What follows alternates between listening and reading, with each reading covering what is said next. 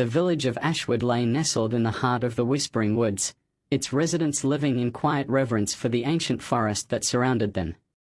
It was a place of rustic beauty, where the air was sweet with the scent of blooming wildflowers and the sound of birdsong filled the air. But beneath the tranquil surface, a darkness stirred.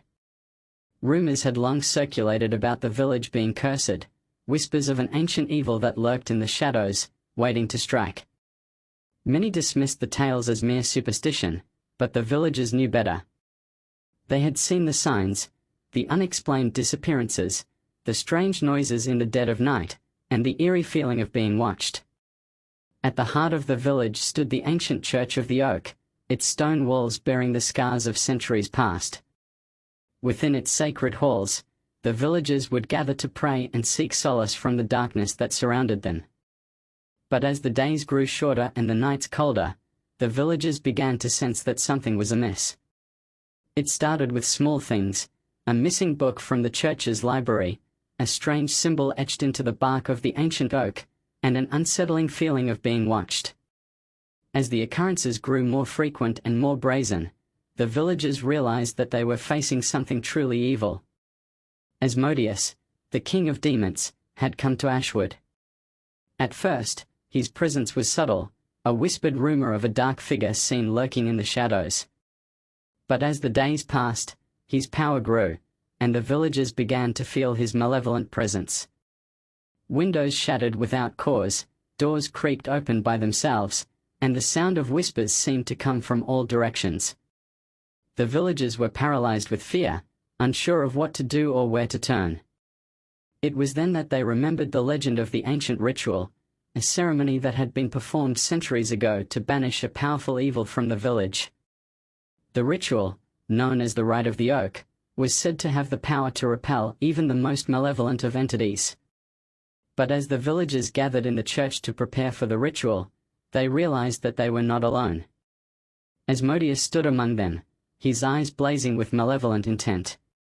"You fools," he sneered, his voice like thunder. "You think a simple ritual can banish me? I am the king of demons, and I will not be defeated so easily." The villagers cowered in fear, but one among them stood tall. Emily, the young daughter of the village elder, stepped forward, her eyes flashing with determination. "We will not be intimidated," she declared, her voice steady. "We will perform the ritual, and we will banish you back to the depths of hell." Asmodeus laughed, the sound sending shivers down the spines of the villagers. But Emily stood firm, her resolve unwavering. With a deep breath, she began the ritual, her words echoing through the church as the villagers joined in. His form beginning to dissipate. The villagers cheered, their voices hoarse from shouting, as Emily stood tall, her eyes shining with triumph. But as they turned to leave the church, they realized that something was wrong. Asmodeus was gone, but the darkness remained. The air was still charged with malevolent energy, and the villagers could sense that the demon's influence still lingered. "It's not over," Emily whispered, her eyes scanning the shadows. "Asmodeus may be gone, but his curse remains. We must find a way to break it, or risk being consumed by the very darkness we sought to banish." And with that, the villagers knew that their struggle was far from over. The curse of Asmodeus still lingered, waiting to strike, and it would take all their courage and determination to overcome it.